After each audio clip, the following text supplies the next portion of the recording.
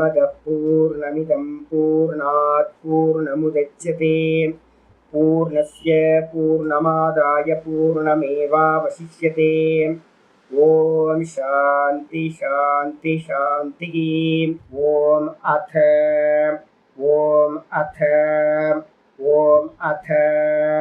अथ योगानुशासनम्। நாராயண். நம்ம பார்த்துக்கிட்டு இருக்கிறது யோக சூத்திரத்துல விபூதி பாதம், 3வது பாதம் பார்த்துக்கிட்டு இருக்கோம். இந்த விபூதி பாதத்துல பார்த்தீங்க அப்படின்னா ஆச்சாரியார் பார்த்தீங்கன்னா நம்ம 3 ஸ்லோகங்கள்ல பதஞ்சலி மகரிஷி சொன்னதை பார்த்துருக்கோம். ஒன்று பார்த்தீங்க அப்படின்னா முதல்ல தாரணா பார்த்துருக்கோம். தேசபந்த சித்தஸ்ய தாரணா. அதுக்கு அடுத்தது தாரணாவோட அடுத்த ஃபார்ம் அது எது அப்படின்னா தியானம். தியானத்துக்கு லட்சணம் சொல்லும்போது தத்திர பிரத்யேக தானதா தியானம் அப்படின்னு 2வது சூத்திரம் பார்த்துருக்கோம். ஒரே விஷயத்துல மனசை 12 செகண்ட் வச்சா தாரணா, அதே விஷயத்துல தொடர்ந்து 12க்கு மேல 144 செகண்ட் வரைக்கும் வச்சோம் அப்படின்னா 12 தாரணா ஒரு தியானம் அதே விஷயத்துல. இதுக்கு அடுத்தது பார்த்தீங்க அப்படின்னா தியானத்துக்கு அடுத்து 3வது சூத்திரம் பார்த்தீங்கன்னா இன்னைக்கு பாட்டம் பார்க்குறோம். 3வது சூத்திரம் பார்த்தீங்கன்னா அப்படின்னா சமாதியை பற்றி சொல்லக்கூடிய லட்சணம். சமாதியை பற்றி சொல்லும் போது பார்த்தீங்கன்னா நம்ம என்ன பண்ணியிருக்கோம், ஏற்கனவே சமாதி பார்த்துருக்கோமா அப்படின்னா பார்த்துருக்கோம். எங்கே பார்த்துருக்கோம்? 2வது சூத்திரமே பார்த்துருக்கோம். அத யோகானுசாசனம் முதல் சூத்திரம் பார்த்தோம். முதல் இந்த சாஸ்திரத்தில் முதல் 2வது சூத்திரம் யோக சித்த விருத்தி நிரோதா. யோகம்ன்றதுக்கு பேர் தான் சமாதி. யோக சமாதி முன்னாடியே பார்த்துருக்கோம். யோகம் என்றால் சமாதி அப்படின்னு பேர். அது எப்படி நடக்கும் சாமினா சித்த விருத்தி நிரோதா. சித்த விருத்திகள் பார்த்தீங்கன்னா நிரோதமாச்சு அப்படின்னா அதுக்கு பேர் யோகம் அப்படின்னு பேர். அந்த யோகம் எத்தனை அப்படின்னு பார்க்கும்போது அங்க நம்ம பார்த்துருந்தோம் முதல் சூத்திரத்தை 2வது சூத்திரத்தோட வியாக்கியானத்துல யோகம் பார்த்தீங்கன்னா 2 வெரைட்டியா இருக்கு. ஒன்று பார்த்தீங்கன்னா சவிகல்பம், இன்னொன்று நிர்விகல்பம். இங்க யோக சாஸ்திரத்துல அதோட டெர்மினாலஜிக்கு என்ன பேர் சொல்லியிருக்கோம் அப்படின்னா சம்பிரஜாதம் அசம்பிரஜாதம் அப்படின்னு 2. சமாதி பார்த்தீங்க அப்படின்னா ஏதாவது நாமம் ரூபம் இதுல ஏதாவது ஒண்ணுத்துல நடந்துச்சு அப்படின்னா அதுக்கு பேர் பார்த்தீங்க அப்படின்னா சம்பிரஜாத சமாதி அப்படின்னு பேர். அதே பார்த்தீங்கன்னா நிர்குண நிராகாரமா இருக்கக்கூடிய ஆத்ம தத்துவத்திலேயோ இல்ல பிரம்ம தத்துவத்திலேயோ சமாதி நடந்துச்சுன்னா அதுக்கு பேர் பார்த்தீங்கன்னா நிர்விகல்ப சமாதின்னு பேரு. அதை தான் நம்ம என்ன பண்றோம் இங்க சாஸ்திரத்துல அசம்பிரஜாத சமாதின்னு நம்ம சொல்றோம். அப்ப சமாதி 2 விதம். அது எப்படி நடக்குது அப்படின்னா சித்த விருத்திகள் பார்த்தீங்கன்னா நிரோதமாச்சு அப்படின்னா.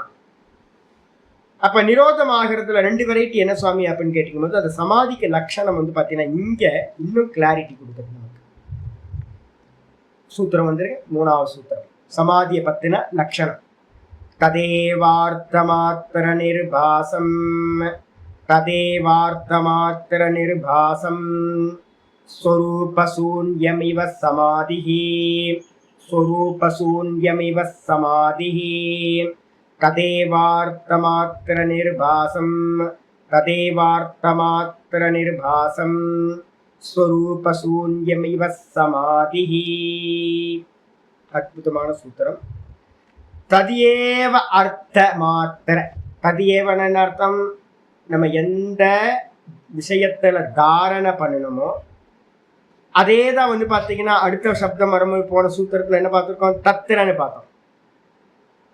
எதுல தாரணை பண்ணுமோ அதே விஷயத்துல கண்டினியூஸா தைலதார மாதிரி ஒரு தாட்டு 144 செகண்ட் வரைக்கும் போச்சுன்னா அது தியானம். அதே விஷயத்துல ததியேவ நீங்க எதுல தியாரணை பண்ணி எதுல தியானம் பண்ணுனீங்களோ அதே விஷயத்துல ததியேவ அப்படின்னா அந்த விஷயத்திலேயே ஏவகாரம் பார்த்தீங்கன்னா இதர வியாவிருத்தின்னு சொல்லுவோம். ஏவன் போட்டா என்ன ஆகும், ததியேவன் என்ன அர்த்தம், மற்றதுல இல்லை. எந்த விஷயத்துல தியானம் பண்றோமோ அந்த விஷயத்திலேயே அந்த விஷயம் மாத்திரமா ததியேவ அர்த்தமாத்திரம்னு என்ன அர்த்தம், அந்த விஷயம் மட்டும் நிர்பாசம் பிரகாசிக்கிறதா இருந்துச்சு அப்படின்னா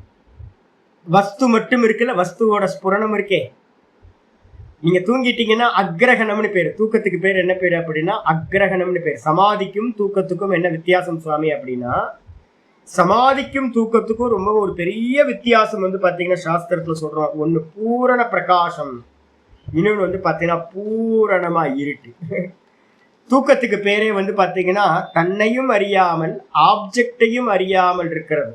அந்நியதா கிரகணமும் இருக்காது, வேற ஒண்ணும் இருக்காது. அதுக்கப்புறம் தன்னையும் அறியாம போறதுதான் தூக்கம்னு பேர். மாண்டூக்கிய உபநிஷத்துல சொல்லும் போது தூக்கத்துக்கு லட்சணம் சொல்லும் போது அக்ரகணம் அப்படின்னு சாஸ்திரம் சொல்லுது. அக்ரகணம்னு என்ன அர்த்தம்? தன்னை பத்தின அறிவும் இல்லை, நான் ஆத்மாவா இருக்கேன் அப்படின்னு அறிவு இருக்கா? தூக்கத்துல இல்லை. அதே நேரத்துல ஆப்ஜெக்ட்ல வேற ஏதாவது தெரியுதா? அதுவும் தெரியல. அப்ப தன்னை பத்தியும் தெரியாம ஆப்ஜெக்டை பற்றியும் தெரியாம இருந்துச்சுங்கன்னா அதுக்கு பேரு அக்ரகணம், எந்த அறிவும் இல்லாத நிலை தூக்கம். இதே சமாதியில என்ன இருக்கும் அப்படின்னு கேட்டீங்கன்னா, சமாதியில வந்து பாத்தீங்கன்னா வெளியில இருக்கிற ஆப்ஜெக்ட் இல்லாம போயிடும். ஆனா வந்து பாத்தீங்கன்னா தியானம் பண்ற அந்த ஆத்ம தத்துவம் மட்டும் மிச்சம் நிற்கும். ஆத்மாவை பத்தின பூரண பிரஜையானது உண்டாகும் சமாதியில. அப்ப இந்த இதுக்கு என்ன பேரு அப்படின்னா, எந்த வஸ்துல சவிகல்ப சமாதியில எல்லாம் என்ன நடக்கும் அப்படின்னா, சவிகல்ப சமாதியில நீங்க எந்த நாமம் எந்த ரூபத்தை கொண்டு போறீங்களோ அது மட்டும் பூரண பிரகாசத்தை அடையும். மீதி எதுவுமே இருக்காது. தியானம் பண்றவனும் இருக்க மாட்டோம், தியானமும் சம்பவிக்காது. அப்படி இருந்தாதான் அதுக்கு பேர் ததேவ அர்த்தமாத்திர நிர்பாசம். அந்த தாரண பண்ணின தியானம் பண்ணின அந்த விஷயம் மட்டும், ததேவ அர்த்தம்னா என்ன அர்த்தம்? அந்த ஆப்ஜெக்ட் மட்டும், அர்த்தம்னா வஸ்துன்னு அர்த்தம். ததேவ அர்த்தம்னா அந்த வஸ்துவை பத்தினது மட்டும், மாத்திரம்னா மட்டும், அந்த வஸ்து மாத்திரம் வந்து பாத்தீங்கன்னா நிர்பாசம் அப்படின்னா என்ன ஆகும்? பிரகாசிக்கிறது. அந்த இடத்துல அறிவு வந்து அந்த வஸ்துவை பத்தின விஷயம் மட்டும்தான் அறிவா இருக்கும். அப்ப என்னாச்சு? தியானம் பண்றவன் இல்லை, தியானமும் இல்லை, வஸ்து மட்டும் இருக்கும். இதுக்கு பேர் என்ன பேரு அப்படின்னா சமாதி அப்படின்னு பேரு. ஸ்வரூப சூன்யம் இவ. அந்த இடத்துல என்ன சுவாமி நடக்கும் அப்படின்னா, தியானம் பண்றவன் இல்லாத மாதிரி ஆகிவிடும். இவ போட்டிருக்கு. இவன என்ன அர்த்தம்? போல. அப்ப என்ன அர்த்தம் கேட்டீங்கன்னா, தியானம் பண்றவனே மிஸ் ஆகி போயிட்டான் போல இருக்கு, இல்லாம போயிட்டான் போல இருக்கு அப்படின்னு சூன்ய மாதிரி ஆயிடும். இதுல கூட நம்ம என்ன பார்த்துக்கணும் அப்படின்னா, சொரூபத்து கூட என்ன பண்ணிக்கணும் அப்படின்னா, சொரூபம்னா தியானம் பண்றவன் கூட நம்ம எதை எடுத்துக்கணும்? தியானத்தையும் எடுத்துக்கணும். தியானமும் தியானிப்பவனும் இந்த இரண்டும் இல்லாதது போன்ற நிலை அடையிறது எதுவோ அதுக்கு பேர் வந்து பாத்தீங்கன்னா சமாதின்னு பேரு. திரிபுட்டி இல்லாமல் போதல் அப்படின்னா அதுக்கு சமாதிக்கு லட்சணம் சொல்லும் போது சொல்றோம்.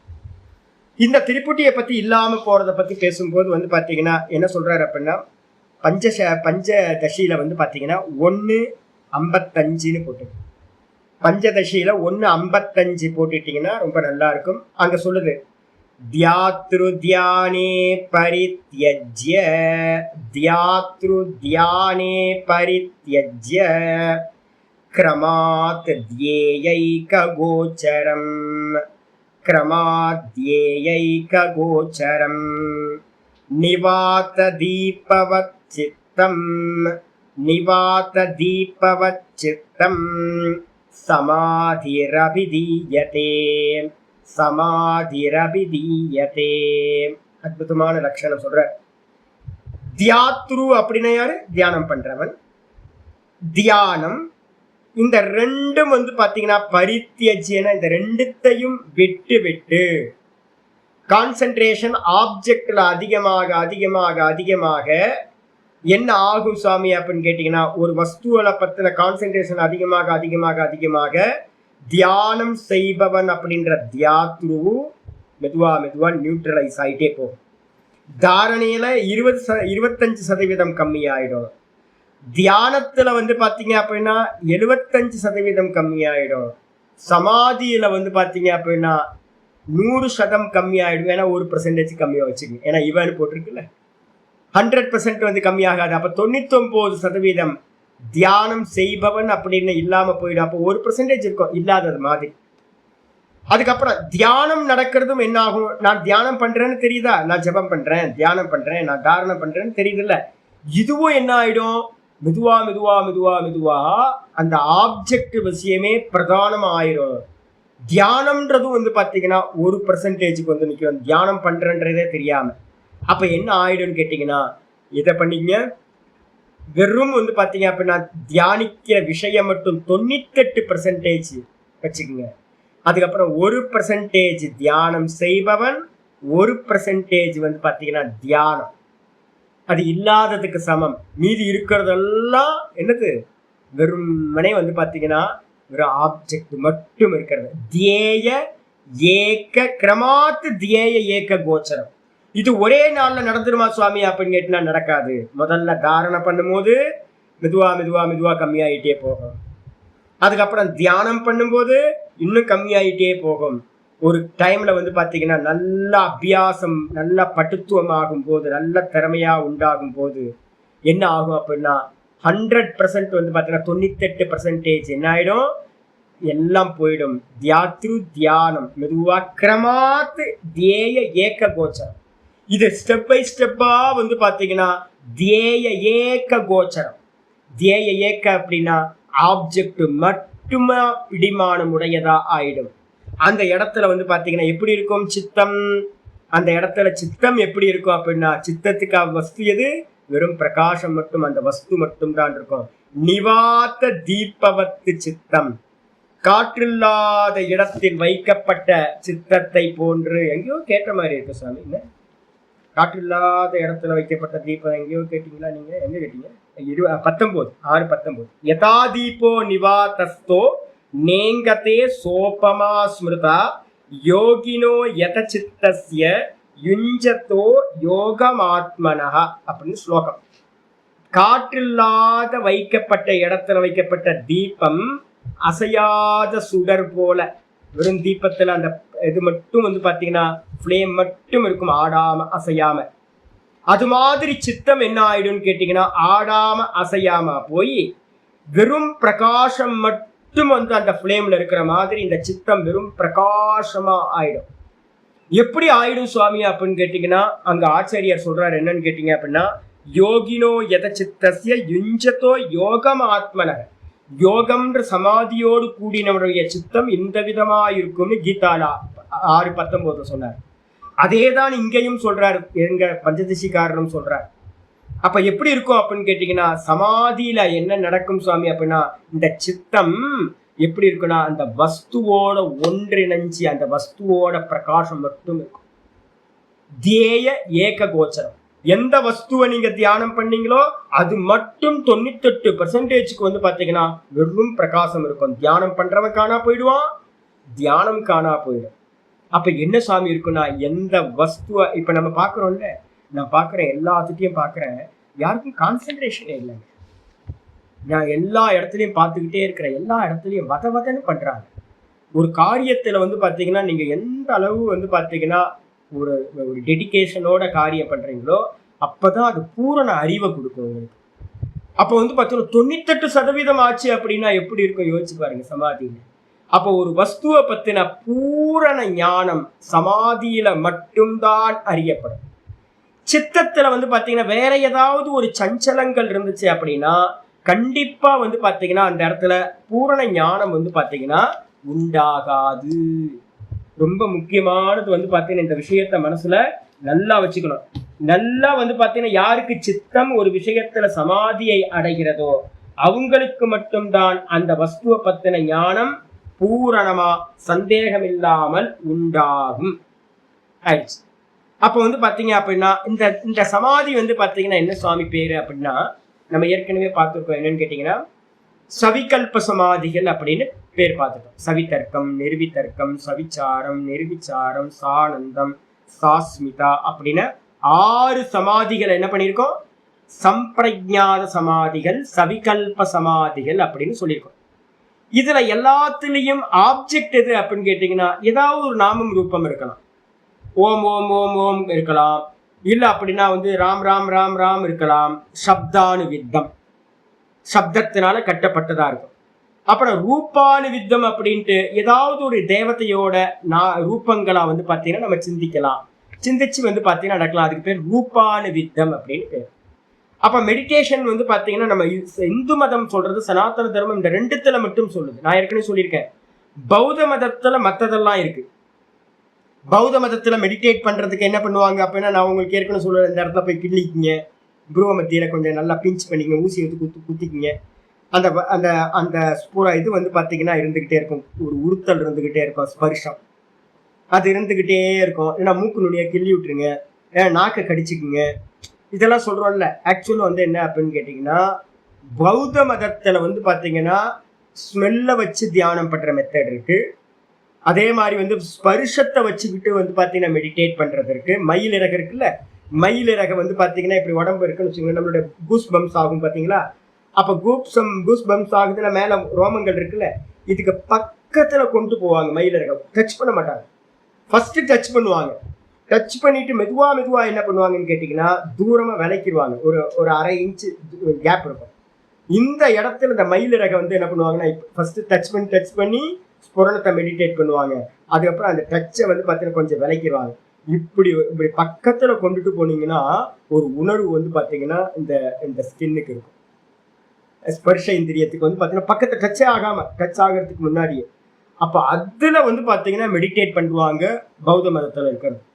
அப்போ அவங்களுக்கு அதே மாதிரி வந்து பாத்தீங்கன்னா ஸ்மெல் வந்து பாத்தீங்கன்னா ஒரு நல்ல பெர்ஃப்யூமை வந்து பாத்தீங்கன்னா ரொம்ப மைல்டா இருக்க பெர்ஃப்யூமை ஒரு இது பண்ணிட்டு ஸ்மெல் பண்ணிட்டு அதுலயே கான்சென்ட்ரேட் பண்றது. இல்ல அப்படின்னா ஒரு நல்ல காந்தாரி மிளகாவை எடுத்துக்கிட்டு, இல்லைன்னா நல்ல இதை வந்து பாத்தீங்கன்னா காரமா எதையாவது லவங்கத்தை வந்து பாத்தீங்கன்னா எடுத்து ஒரு கடி கடிச்சிட்டு, கிராம்பு வந்து பாத்தீங்கன்னா ஒரு கடி கடிச்சிட்டு வந்து பாத்தீங்கன்னா அதுலயே கான்சென்ட்ரேட் பண்றது. இது மாதிரி ரொம்ப தீவிரமா இருக்கணும். காரமோ இல்லை வந்து பார்த்தீங்கன்னா ஏதாவது ஒன்று எக்ஸ்ட்ரீமா இருக்கிறது அதை எடுத்து லைட்டா, அதை நான் நார்த் இந்தியாவில் பார்த்துருக்கேன். என்னன்னா காந்தாரி மிளகா ரிஷிகேஷ்ல கிடைக்கும். இதை தியானம் பண்றவங்க இருந்திருக்காங்க பக்கத்துலேயே, நான் பார்த்தேன். கடிச்சிட்டு வந்து பார்த்தீங்கன்னா அதுலேயே கான்சென்ட்ரேட் பண்றேன். அப்ப பௌத்த மதத்துல வந்து பார்த்தீங்கன்னா மற்றதெல்லாம் இருக்கு. ஆனா நம்ம என்ன பண்றோம் தெரியுங்களா, நல்லா தெரிஞ்சுங்க. நம்ம வேதாந்தத்திலேயே வந்து பாத்தீங்க அப்படின்னா சனாதன தர்மத்துல 2 விஷயங்களுக்கு மட்டும் பிராதானியம் கொடுத்திருக்கு. ஒண்ணு சப்தானுவித்தம், இன்னொன்னு ரூபானுவித்தம். தியானத்தை சொல்லும் போது சப்தானுவித்த சவிதர்க்க சமாதி, ரூபானுவித்த சவிதர்க்க சமாதி. சவிதர்க்க சமாதி எந்த சவிதர்க்கம், நிர்விதர்க்கம், சவிச்சாரம், நிர்விச்சாரம், சானந்தம், சாஸ்மிதா அப்படின்னு 6 சமாதிகளும் வந்து பாத்தீங்கன்னா இந்த 2த்துல ஏதாவது பேஸ் பண்ணி போகணும். சமாதி சப்தத்தை வச்சுக்கிட்டு போகணும், இல்லைன்னா ரூபத்தை வச்சுக்கிட்டு போகணும். இதுல வந்து பாத்தீங்கன்னா நாங்க அதிகமா பிரிஸ்கிரைப் பண்றது எதை பண்றோம் அப்படின்னா, ரூபத்தை காட்டிலும் சப்தத்தை அதிகமா பிரிஸ்கிரைப் பண்றோம். ஏன் அப்படின்னு கேட்டீங்கன்னா, ரூபத்தை தான் காட்டிலும் உயர்ந்தது எது அப்படின்னா சப்தம். முதல்ல சப்தம், சப்தத்துக்கு அப்புறம்தான் ரூபம். ஆமா, ஓம் அத நம்ம வந்து பாத்தீங்கன்னா சொன்னல, பகவான் வந்து பாத்தீங்கன்னா முதல்ல பிரகடனமான சப்தம் எது அப்படின்னா பிரம்மாவோட முகத்தாமரையிலிருந்து முதல்ல உண்டானது ஓம் அத. அதான் டெய்லி நமக்கு இங்க கிளாஸ் ஆரம்பிக்கும் போது சொல்லிட்டு போறோம். கண்டம்பித்வா வினிர்யாத்தோ தஸ்மாத் மாங்கலிகா உபவ் ஓங்காரஸ்ச அத சப்தஸ்ச துவாவேவ பிரம்மனப்புரா. சிருஷ்டியோட ஆதி காலத்துல ஓங்காரமும் அதசப்தமும் வந்து பாத்தீங்கன்னா பிரம்மாவோட முகத்தாமரையில இருந்து தொண்டைய கிழிச்சுக்கிட்டு உள்ள இருக்கிற அந்தர்யாமியா இருக்கிற பரமாத்மாவினால பிரகடனப்படுத்தப்பட்டது. ஓம் அத. விக்கல் வரும்ல, அந்த விக்கல் வர மாதிரி வந்து பாத்தீங்கன்னா அந்த 2 சப்தங்கள் வெளிப்பட்டது. அந்த 2 சப்தங்கள்ல வந்து பாத்தீங்கன்னா அத அப்படின்னா பிறகுன்னு அர்த்தம். ஓம்ன்றதுக்கு அர்த்தம் வந்து பாத்தீங்கன்னா சர்வ வேதங்களோட சாரம் இந்த ஓம்.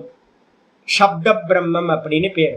அந்த சப்த பிரம்மமா இருக்கிற ஓங்காரத்திலிருந்து வந்து பாத்தீங்கன்னா எல்லா வேதங்களும், காயத்ரி தோன்றுச்சு. 4 வியாகிருதிகள், 3 வியாகிருதிகள், ஓம் புஹு புவஹா சுவஹா, அதுவும் சப்தம் தான். அந்த 3 வியாகிருதி வந்து பாத்தீங்கன்னா என்னாச்சு, 3 வேதங்களா, ரிக் யஜு சாமம் அப்படின்ற 3 வேதங்கள் ஆச்சு.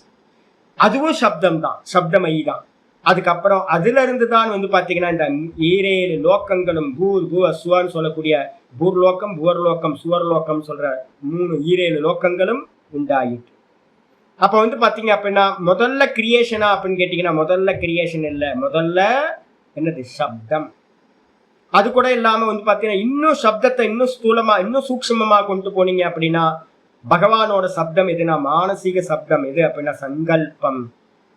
முதல்ல பகவான் என்ன பண்ணார் அப்படின்னா உள்ளுக்குள்ளார என்ன பண்ணார், சங்கல்பம் பண்ணினார். அது புத்தியில உண்டாகிற சப்தம் என்னது, இந்த உலகத்தை நான் படைப்பேன், அகம் பகுஸ்யாம் பிரஜாயேய அப்படின்னு நான் அநேகமாவேன் அவர் சங்கல்பம் பண்ணார். இப்ப நீங்க சொல்றீங்க நாளைக்கு நான் தோசை வார்க்க போறேன் அப்படின்னு நீங்க இன்னைக்கு மத்தியானம் சங்கல்பம் பண்ணுவீங்க. ஈவினிங் வந்து பாத்தீங்கன்னா உங்க ஹஸ்பண்ட் கேட்பாரு, என்ன கேட்பாரு அப்படின்னா என்னவா பண்ண போற நாளைக்கு அப்படின்னா, நாளைக்கு தோசை ஊத்தலான் இருக்கேன், அதான் மாவு அரைச்சு வச்சிருக்கேன் அப்படின்னு.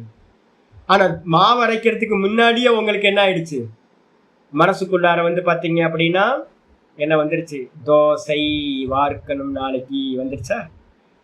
அப்ப அதுக்கப்புறம் தானே நீங்க அரிசி எடுத்தீங்க. சாமி அப்போ தோசை வார்க்கிறதுக்கு முன்னாடி அரிசி இருந்துச்சே சாமி, உளுந்து இருந்துச்சு சாமி, வஸ்து இருந்துச்சே சாமி அப்படின்னு கேட்டீங்க அப்படின்னா, அந்த அரிசியை வந்து ஒரு விவசாயி விவசாயம் பண்றதுக்கு முன்னாடி என்ன பண்ணிருப்பான், நான் இந்த பட்டத்துக்கு வந்து பாத்தீங்கன்னா இப்போ வந்து நான் ஜூன் மாசம் ஜூலை மாசம் ஒரு இது போடணும், விதைக்கணும்.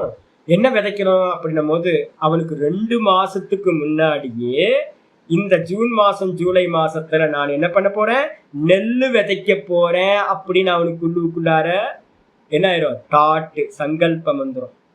சங்கல்பம் வந்ததுக்கு பிறகுதான் அவன் என்ன பண்றான், அதுக்கு ஏத்த மாதிரி லேண்டை வந்து பாத்தீங்கன்னா ப்ரிப்பேர் பண்றான். விதை எங்க கிடைக்கும்னு தேடி போய் வந்து பாத்தீங்கன்னா அந்த விதையை கொண்டுட்டு வரான், கொண்டு வந்து விதைக்கிறான். விதைச்சதுக்கு அப்புறம் தான் வந்து பாத்தீங்கன்னா ஹார்வெஸ்ட் பண்றான்.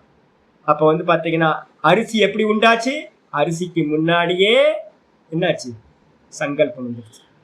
அவன் விதை வாங்கினானே சாமி, அந்த விதை ஏற்கனவே சங்கல்பம், இவன் சங்கல்பத்துக்கு முன்னாடி விதை இருந்துச்சே சாமி. அப்ப நான் அந்த விதை நெல்ல எவனோ ஒருத்தன் விதைச்சிருப்பான்ல, அவன் எப்படி விதைச்சிருப்பான், அவனும் வந்து பாத்தீங்க அப்படின்னா இவனை மாதிரியே தான் என்ன பண்ணிருப்பான், முதல்ல சங்கல்பம் பண்ணிருப்பான், அதுக்கப்புறம் விதையை எடுத்திருப்பான், விதைக்கு அப்புறம் அது ஹார்வெஸ்ட் பண்ணி திரும்ப வந்து பாத்தீங்கன்னா அதுல இருந்து ஒரு குவான்டிட்டி எடுத்து என்ன பண்ணிருப்பான், இது அடுத்த இதுக்கு விதை நெல்லா வைக்கணும்னு வச்சிருப்பான். அப்ப வந்து பாத்தீங்கன்னா இதே மாதிரி தான் விதை, இந்த செடி விதை கோழி முட்டை மாதிரி வந்து பாத்தீங்கன்னா காரண காரிய பாவம் எது ஆதின்னு போகாம அது பாட்டுக்கு இன்ஃபினிட்டா போயிட்டே இருக்கும், யாருக்கும் தெரியாது. ஆனா வந்து பாத்தீங்கன்னா எதை எடுத்தாலும் வந்து பாத்தீங்கன்னா என்ன பண்ணுவோம், முதல்ல சங்கல்பம் அப்படின்றத முதல்ல வச்சுக்கணும். அப்ப சங்கல்பம் மானச சப்தம், அதுதான் வந்து பாத்தீங்கன்னா வெளியில யாராவது கேட்கும்போது என்ன பண்ண போறீங்க, நான் வீடு கட்ட போறேன், நான் வந்து தோசை வார்க்க போறேன், நான் ஹரித்துவார் போக போறேன், நான் சட்டி பண்ண போறேன், நான் பானை பண்ண போறேன், நான் தங்கத்துல வளையல் பண்ண போறேன் அப்படின்னு நம்ம நிறைய விஷயங்களை வெளியில சொல்றோம். அப்ப உயர்ந்தது எது அப்படின்னு கேட்டீங்கன்னா சப்தம் உயர்ந்தது. இது போதும் இன்னைக்கு. அப்ப என்ன அர்த்தம்னு கேட்டீங்கன்னா உங்களுக்கு நம்ம வந்து பாத்தீங்கன்னா எதை வச்சு போறோம் அப்படின்னா சப்தானுவித்த சமாதிகளை அபியாசம் பண்ண போறோம். எது வரைக்கும் சப்தம், சப்தானுவித்த சவிதர்க்கம், சப்தானுவித்த நிர்விதர்க்கம், சப்தானுவித்த சவிச்சாரம், சப்தானுவித்த நிர்விச்சாரம், சப்தானுவித்த சானந்தம், சப்தானுவித்த சாஸ்மிதா வரைக்கும் போகும். இதுல முன்னாடி இருக்கிறது எல்லாம் விட்டு விட்டு விட்டு விட்டு விட்டு விட்டு கடைசியில எங்க போவீங்க அப்படின்னு கேட்டீங்கன்னா சாஸ்மிதா சமாதி ஒண்ணு பண்ணுவீங்கல்ல, அந்த சாஸ்மிதாக்கு என்ன பேர் சொல்லியிருக்கேன் அப்படின்னா அஸ்மிதான என்னது, அகங்காரத்துக்கு பேரு அஸ்மிதா. மெடிடேட் பண்றவன், ஓங்காரத்தை மெடிடேட் பண்றோம்ல, அந்த ஓங்காரத்தை மெடிடேட் பண்றவனுக்கு பேர் வந்து பாத்தீங்கன்னா அஸ்மிதான்னு பேரு. மெடிடேட்டர் அஸ்மிதா, அகங்காரம். நான் மெடிடேட் பண்றவன் அப்படின்னு இருக்குல்ல, அதை வந்து பாத்தீங்கன்னா அதையே மெடிடேட் பண்ணீங்க அப்படின்னா அதுக்கு பேர் தான் வந்து பாத்தீங்கன்னா சாஸ்மிதா சமாபத்தின்னு பேர். அப்ப சாஸ்மிதால வந்து பாத்தீங்கன்னா மெடிடேட்டர் இருப்பான். அதுக்கப்புறம் வந்து பாத்தீங்கன்னா இது வரைக்கும் சவிகல்ப சமாதிகள் போகும். அதுக்கப்புறம் என்ன பண்றீங்க, 95% சத்துவ குணத்துல சாஸ்மிதா, அதுக்கப்புறம் 98% சத்துவ குணம் வரும்போது என்னது, பரம் பிரசங்கியானம். அந்த பரம் பிரசங்கியானத்துல நீங்க என்ன பண்ணுவீங்க அப்படின்னு கேட்டீங்கன்னா அந்யதா கியாதி அப்படின்னா நீங்க செப்பரேட்டா இருந்துகிட்டு அந்த அகங்காரத்தையே பார்க்க ஆரம்பிக்கும். சித்தத்துல அகங்காரம் இருக்கும், அதை மட்டும் பார்க்க ஆரம்பிச்சு வந்து பாத்தீங்கன்னா அந்த அகங்காரமும் இல்லாமல் போய் நீங்க வந்து அந்த சித்தத்தோட டிஸ்கனெக்ட் ஆயிட்டீங்க அப்படின்னா அப்ப என்ன ஆயிடுன்னு கேட்டீங்கன்னா நிர்குண நிராகாரமா இருக்கிற தான்ல எஸ்டாப்ளிஷ் ஆகிறது சம்பவிக்கும். இதுதான் நிர்விகல்ப சமாதின்னு பேர். அப்ப 6 சமாதிகள் பாத்தீங்கன்னா சவிகல்பம், சம்பிரஜாதம். அதுவே பாத்தீங்க அப்படின்னா அதை தாண்டி போகும்போது நடுவுல ஒரு கேப் இருக்கு. என்ன வரும்? பிரகிருதி லயம், பிளாக் ஹோல், பிரகிருதி லயம் சம்பவிக்கும். அதையும் நீங்க அதுல விழுந்துராம ஒரு ஜம்ப் பண்ணீங்க அப்படின்னா நிர்விகல்ப சமாதிக்கு போயிடும். அதனால்தான் இன்னைக்கு காலையில சமாதியை பத்தி பேசும்போது என்ன இவனை அர்ஜுனனை சொல்லியிருக்காரு. என்ன சொல்லியிருக்காரு? குடாகேஷக, நித்திரையை வென்றவனே. பிளாக் ஹோல்ல விழுந்துடக்கூடாது. தூங்கிட்டீங்க அப்படின்னா பிளாக் ஹோல்ல விழுந்துருங்க. தூங்காம ஒரு ஜம்ப் பண்ணீங்க அப்படின்னா நிர்விகல்பத்துக்கு பாத்தீங்கன்னா ஆத்மால போய் நீங்க என்ன ஆவீங்க? ஸ்புரணம் உண்டாயிரும். இந்த மாயையோட டிஸ்கனெக்ட் ஆயிரும். அப்ப 6 சமாதிகள் பாத்தீங்கன்னா சவிகல்பம். 7வது சமாதி பாத்தீங்கன்னா பிரகிருதி லயம், ஜட சமாதின்னு பேரு. அதுக்கப்புறம் 8வது சமாதி தான் நிர்விகல்பம், அசம்பிரஜாதம் அப்படின்னு பேரு. அதுக்கு பாத்தீங்க அப்படின்னா என்ன பேரு அப்படின்னு கேட்டீங்கன்னா, வாஸ்தவத்துல இவர் சொல்றார், எங்க பஞ்சதசிக்காரர் சொல்றார், இங்க கீதா நம்ம யோக சூத்திரத்தையும் பார்த்திருக்கோம். அதுக்கு என்ன பேரு சுவாமி அப்படின்னு கேட்டீங்கன்னா தர்மமேக சமாதி அப்படின்னு பேரு.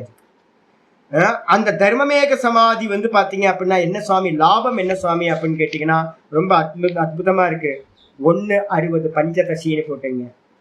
பஞ்சதசியில 1:60 சொல்லுது, தர்மமேகம் இமம் பிராகு சமாதிம் யோக வித்தமாக வருஷத்தி ஏஷ யதோ தர்மம் அமிர்ததாரா சகசிரஷா. பஞ்சதசிக்காரர் வித்யாரண்ய சுவாமி ரொம்ப தெளிவா சொல்ற. இந்த தான்ல போய் நின்னீங்க அப்படின்னா நிர்விகல்ப சமாதின்னு பேரு. அந்த தான்ல நிற்கும் போது நிர்குண நிராகாரம்னு பேரு. ஆத்மா மட்டும் இருக்கிறது. அந்த ஆத்மான சமாதி நடக்கும் போது அதுக்கு என்ன பேரு அப்படின்னா நிர்விகல்ப சமாதி, அசம்பிரஜாத சமாதி. அதுக்கு இன்னொரு பேர் என்ன பேரு? தர்மமேக சமாதி. மேக சமாதி அப்படின்னு பேர். தர்மமேக சமாதின்னு பேரு. இந்த தர்மமேக சமாதி இமம் பிராகு, இந்த நிர்விகல்ப சமாதி, அசம்பிரஜாத சமாதியை என்ன பண்றாங்க அப்படின்னு கேட்டீங்கன்னா நல்லா சொல்கிறார்கள், தர்மமேகம் அப்படின்னு சொல்றாங்க. அதுல பாத்தீங்கன்னா யார் சொல்றா? யோக வித்தமாக, யோகத்தை பாத்தீங்கன்னா நன்றாக அறிந்தவர்கள் பாத்தீங்கன்னா உணர்ந்தவர்கள் யோகிகள் சொல்கிறார்கள். இந்த இடத்துல என்ன சுவாமி நடக்கும் அப்படின்னா வருஷத்து ஏஷ யதோ தர்ம அமிர்ததாரா சகசிரஷ. அமிர்ததாரனா என்ன சுவாமி அப்படின்னு கேட்டீங்கன்னா நான் ஏற்கனவே உங்களுக்கு சொல்லியிருக்கேன். ஒரு சிம்பிள் இது. மெடிடேஷன் போக போகவே அதிகமாச்சுன்னா உங்களுக்கு அந்த ஸ்புரணம் உண்டாகும். நல்லா மெடிடேஷன் பண்ண ஒரு 1 மணி நேரம் 1.5 மணி நேரம் நல்லா சாதனை காலையில் நடந்துருக்கு. அப்படின்னும் போது அந்த 1 மணி நேரம் 1.5 மணி நேரம் சாதனை நடந்து முடிஞ்சுட்டு நீங்க போனீங்கன்னா வெளில வந்தீங்கன்னா அந்த நெல்லிக்காவை சாப்பிட்டு அந்த இனிப்பு தண்ணி குடிச்சா எப்படி உள்ள இறங்குமோ, காத்த உள்ள இழுத்தா ஒரு இனிப்பு பார்த்தீங்கன்னா வாய் ஃபுல்லா பரவுமோ, அது மாதிரி மெடிடேஷன் பண்ணதுக்கு நல்ல தீவிரமான மெடிடேஷன் பண்ணதுக்கு பிறகு அதோட ரேஸ் பாத்தீங்கன்னா அதோட இம்பாக்ட் ஒரு 3 மணி நேரம் 4 மணி நேரம் கூட அப்படியே போயிட்டு இருக்கும். உள்ளுக்குள்ளார ஒரு ரசாஸ்வாதம் நடக்கும். உள்ளுக்குள்ளார ஒரு ஆனந்த தாரா வருஷதி. அமிர்த தாரான என்ன சுவாமி அப்படின்னா சுகம், நல்ல ஒரு சுகம் பாத்தீங்க அப்படின்னா உத்தம சுகம் பாத்தீங்கன்னா உங்களுக்கு கிடைக்க ஆரம்பிச்சிடும். அதுக்கு பேர் தான் தர்மமேகம் அப்படின்னு பேரு. என்ன அப்படின்னு கேட்டீங்கன்னா பக்கத்துல எழுதிக்கிட்டீங்கன்னா 6:20 பகவத்கீதையில சொல்ற, எத்திர உபரமதே சித்தம் நிருத்தம் யோக சேவையா. நல்ல யோக அபியாசம், தாரண தியான சமாதி, இந்த 3த்தையும் நல்லா அனுஷ்டானம் பண்ணி எந்த அவஸ்தையில பாத்தீங்கன்னா சித்தமானது எல்லா விற்த்திகளையும் விட்டுட்டு விற்பி நிரோதம் ஆயிடுதோ அந்த இடத்துல என்ன ஆகும்? தானா எப்ப எஸ்டாப்ளிஷ் ஆகிறானோ அப்ப எத்திரச்ச ஏவ ஆத்மனா ஆத்மானம் பஷ்யன், எப்பொழுது அவன் தன்னையே தான் பார்க்கின்றானோ. தன்னையே தான் பார்க்க முடியுமா? இன்னைக்கு காலையில நேரத்தெல்லாம் சொல்லிட்டு இருக்கேன். தன்னையே தான் பார்க்க முடியாது. அப்ப என்ன அர்த்தம்? தன்னை தானா நிக்கிறது. தன்னை தான் பார்த்தல் அப்படின்னா என்ன அர்த்தம்? எப்படிங்க தன்னையே தான் பார்க்க முடியும்? தன்னையே தான் பார்க்க முடியாது. கண்ணு பாத்தீங்கன்னா எதை பார்க்கணும்? ஆப்ஜெக்ட் தான் பார்க்கணும். தன்னையே பார்த்து இந்த கண்ணு தன்னையே பார்த்துக்க முடியுமா? சாமர்த்தியம் இருக்கா கண்ணுக்கு? இல்ல. அப்ப பாத்தீங்கன்னா கண்ணு பாத்தீங்கன்னா மத்ததெல்லாம் பார்க்கும், தன்னை தான் பார்த்துக்க முடியாது. அதே மாதிரி ஆத்மா வந்து பாத்தீங்கன்னா எல்லாத்தையும் அறியும், ஆனா தன்னையே தான் அறிய முடியாது. ஏன் அப்படின்னா அறிபவன் அறியப்படும் பொருளா என்னைக்கும் ஆக முடியாது. அப்ப என்ன அர்த்தம் கேட்டீங்கன்னா, தான் தானா இருத்தலுக்கு பேரு தான் தன்னை அறிதல் அப்படின்னு பேரு. தன்னை அறிதலுக்கு என்ன பேரு? தான் தானா இருத்தல். இது வரைக்கும் என் கூட வந்து பாத்தீங்கன்னா சித்தம் சேர்ந்து இருந்துச்சு, நிறைய டிசைனா எல்லாத்துக்கும் படம் காட்டுச்சு. இப்ப நான் என்ன பண்ணிட்டேன், அதை கழட்டி விட்டுட்டு நான் நானா நிக்கிறேன். அப்ப எந்த டிசைனும் நமக்கு வந்து வராது, நாமரூபங்கள் எதுவுமே இல்லாம போறது. அப்ப அதுக்கு பேர் என்ன பேருனா, நம்ம டெக்னிக்கலா சொல்லாம கொஞ்சம் கலோக்கியலா சொல்றோம், தன்னையே தான் எவன் பார்க்கிறானோ அந்த சமயத்துல ஆத்மனி பஷ்யன் ஆத்மனி துஷ்யதி, அந்த இடத்துல வந்து பாத்தீங்கன்னா அவன் வந்து பாத்தீங்கன்னா ரொம்ப ஆனந்தத்தை அடைகின்றான் அப்படின்னு சொல்லுது. எப்படிப்பட்ட ஆனந்தம் சுவாமி அப்படின்னு கேட்கும் போது 27:6-27 சொல்லுது. அந்த இடத்துல எப்படி சுவாமி இருக்குன்னா, பிரசாந்த மனசம் ஏனம் யோகினம் சுகம் உத்தமம் உபைதி சாந்த ரஜசம் பிரம்மபூதம கல்மஷம். பிரம்மானந்தம் பிரம்மானந்தம் சொல்றமே, அந்த பிரம்மானந்தத்தை வந்து பாத்தீங்கன்னா அடைகிறான். பிரம்மானந்தம் ஒரு ஆனந்தம் இல்லைங்க. தூக்கத்துல என்ன இருக்கீங்க? தூக்கத்துல இருக்கீங்களா? தூக்கத்துல வந்து ஆனந்தமா இருந்தீங்கல்ல, ஆனந்தத்தை எக்ஸ்பிளைன் பண்ண முடியுமா? எக்ஸ்பிளைன் பண்ணுங்க பார்க்கலாம். தூக்கத்துல இருந்த ஆனந்தத்தை பத்தி ஒரு ஆர்டிக்கல் எழுதுங்க. ஒன் பேஜ் ஆர்டிக்கல் எழுதுங்க அப்படின்னு எழுத முடியுமா? நான் நல்லா தூங்கினேன், நான் நல்லா தூங்கினேன், நான் நல்லா தூங்கினேன், நான் நல்லா தூங்கினேன். வேற எதுவுமே எழுத முடியாது சாமி. நான் சுகமா தூங்கினேன், நான் சுகமா தூங்கினேன். இல்லைங்க, எப்படி சுகமா தூங்குனீங்க? நான் சுகமா தூங்குனேன். எப்படிங்க? ஏதாவது சொல்லுங்களேன், எப்படி சுகமா தூங்குனீங்க? அந்த இடத்துல நாம ரூப குணங்கள் சவுண்டு எந்த இந்திரிய விஷயங்கள் ஒண்ணும் இல்லை, சுகம் மட்டுமா இருந்துச்சா? அப்ப அதுதாங்க பிரம்மானந்தம். பிரம்மானந்தத்தோட ஒரு லேச மாத்திரம் தான் நம்ம வந்து பாத்தீங்கன்னா தூக்கத்துல அனுபவிக்கிறது. அந்த இடத்துல அவித்யான்ற லேயர் இருக்கு. அதை விட்டுட்டோம் அப்படின்னா, அந்த அவித்யாவும் இல்லாமல் போச்சு அப்படின்னா, பரம்பிரசங்கியானத்துல அந்த அவித்யாவையும் டிஸ்கனெக்ட் பண்ணிட்டீங்க அப்படின்னா, அப்ப இருக்கிற ஆனந்தம் எப்படி இருக்கும் அப்படின்னா, சாந்த ரஜசம் பிரசாந்த மனசம் ஏனம். இந்த மனசு விருத்திகள் இருக்கிற மனசு 100% சாந்தமாயிட்டு, அப்படி இருக்கக்கூடிய யோகியோட ஏனம் யோகினம், இந்த யோகியோட சுகம் எப்படி இருக்கும்னா உத்தமம் சுகம். இந்த லோக்கத்திலேயே பிரம்மானந்தத்துக்கு ஈக்குவலா ஒரு சுகம் இல்லவே இல்லை. அப்படிப்பட்ட ஆனந்தத்தை உபைதி அடைகின்றான். அது எப்படிப்பட்டதா இருக்கு அப்படின்னு கேட்டீங்கன்னா, அது பிரம்மபூத்தம் அகல்மஷம், அது எந்த ஒரு கல்மஷங்களும் இல்லாதது. தூக்கத்துல கல்மஷம் இருக்கா? ஆமா, மாயா இருக்கு. ஒன்னும் தெரியலன்ற மாயா இருந்துச்சு. ஆனா வந்து பாத்தீங்கன்னா அந்த கல்மஷமும் நீங்க போச்சு அப்படின்னா மிச்சம் இருக்கிற சுகம் எது அப்படின்னா பிரம்மபூத்தம். பிரம்மபூத்தம்னா பிரம்ம வடிவாக இருக்கக்கூடியது, வெறும் சச்சிதானந்தம், ஆனந்தம் மட்டும் இருக்கிறது. அதுதான் அந்த சமாதியில வந்து பாத்தீங்கன்னா உத்தமமாக அறியப்படுகிறது. சரி, இந்த சமாதி நடக்கிறதுக்கு பேர் வந்து பாத்தீங்கன்னா தான் தர்மமேகம்னு பேரு. அந்த சுகம் எப்படி ஆகுதுன்னா, இந்த நெல்லிக்காவை சாப்பிட்டு காத்த உள்ளிழுத்தா ஒரு இனிப்பு பரவுற மாதிரி சமாதி அனுபவத்துல இருக்கிறவனுக்கு என்ன ஆகும், வெளியில வந்ததுக்கு பிறகும் அந்த சமாதி சகஜமா ஸ்திரமாயிடும். அவனுக்கு வந்து பாத்தீங்கன்னா சதா காலமும் அவனுக்கு எப்படி இருக்கும் அப்படின்னா, அந்த அத்வைத ஆனந்தம் வந்து பாத்தீங்கன்னா அப்படியே வருஷிச்சுக்கிட்டே இருக்கும். மலை மேகம் வந்து பாத்தீங்கன்னா வெறுமனே தூரிக்கிட்டே இருக்கிற மாதிரி. இதுல வந்து பாத்தீங்க அப்படின்னா சிறப்புஞ்சி போனோம் அப்படின்னா எப்பவுமே மழை பெஞ்சுக்கிட்டே இருக்கும். அது மாதிரி இவனுக்கு ஞானிக்கு என்ன இருக்கும் அப்படின்னா, சதா அந்த ஆத்ம சுகம் வந்து பாத்தீங்கன்னா சுகத்தை வருஷிச்சுக்கிட்டே இருக்கும். அதுக்கு பேரு தர்மமேக சமாதி அப்படின்னு பேர். இந்த தர்மமேக சமாதி வந்து அவசியமா சுவாமி அப்படின்னு கேட்டீங்கன்னா ரொம்ப அவசியம் அப்படின்னு முதல் அத்தியாயம் பஞ்சதசியில முதல் அத்தியாயம் 61வது ஸ்லோகத்துல சொல்ற. 61 பஞ்சதசி 1:61 எடுத்து பார்க்கணும். இதெல்லாம் எங்க புக் வச்சிருந்தீங்கன்னா பார்க்கணும். அவர் என்ன சொல்றாரு அப்படின்னு கேட்டீங்கன்னா, அமுனா வாசனா ஜாலே அமுனா வாசனா ஜாலே நிஷேஷம் பிரவிலாபிதே சமூலோன்மூலிதே புண்ய பாபாத்யே கர்ம சஞ்சயே. அமுனா வாசனா ஜாலே நிஷேஷம் பிரவிலாபிதே. இந்த சமாதியினால், அமுனா அப்படின்னா இந்த சமாதியினால, நிர்விகல்ப சமாதின்னு சொல்லக்கூடிய சமாதியினால என்ன நடக்கும் சுவாமி அப்படின்னா, வாசனா ஜாலம். வாசனா ஜாலம்னா என்ன, ஏற்கனவே நம்ம பார்த்திருக்கோம். ஜென்மம் சம்பவிக்கிறதுக்கு எது காரணம்? கர்மாசயம். சொல்லிக்கமா, கர்மம், ஆசயம்னா வாசனை. கர்மங்களும் வாசனைகளும் தான் நமக்கு பாத்தீங்கன்னா ரீபர்த்தை கொடுத்துக்கிட்டே இருக்கிறது. இந்த கர்மம் பாத்தீங்கன்னா சஞ்சித கர்மாக்கள்னு பேங்க் பேலன்ஸ்ல இருக்கு. அதே மாதிரி நம்ம சித்தத்துக்குள்ளாரையும் தூங்கிக்கிட்டு இருக்கிற பிரசுப்த வாசனைகள் அப்படின்றது சஞ்சித வாசனைகள்னு பேரு. சஞ்சித கர்மாக்கள் எங்க ஸ்டோர் ஆகும்? அவ்யாக்கிருத்தத்துல. வாசனைகள் எங்க ஸ்டோர் ஆகும்? நம்ம சித்தத்துல. நிறைய வாசனைகள் ஸ்டோர் ரூம்ல தூங்கிக்கிட்டு இருக்கு. அப்ப இந்த நிர்விகல்ப சமாதியில பாத்தீங்கன்னா என்ன நடக்கும்னா, அமுனா வாசனா ஜாலி, இந்த சஞ்சித வாசனைகள் எல்லாம் என்ன ஆகுதுன்னா நிஷேஷம் பிரவிலாபிதே. நிஷேஷம் பிரவிலாப்பதுனா 100% மிச்சமில்லாமல் லயத்தை அடைகின்றது. வாசனைகள் எல்லாம் லயத்தை அடைஞ்சிரும். ஏன் சாமி, எப்படி சாமி அப்படின்னா, சித்தத்தோட இருக்கிற கனெக்ஷனை என்ன பண்ணிட்டான்? டிஸ்கனெக்ட் பண்ணிட்டான்.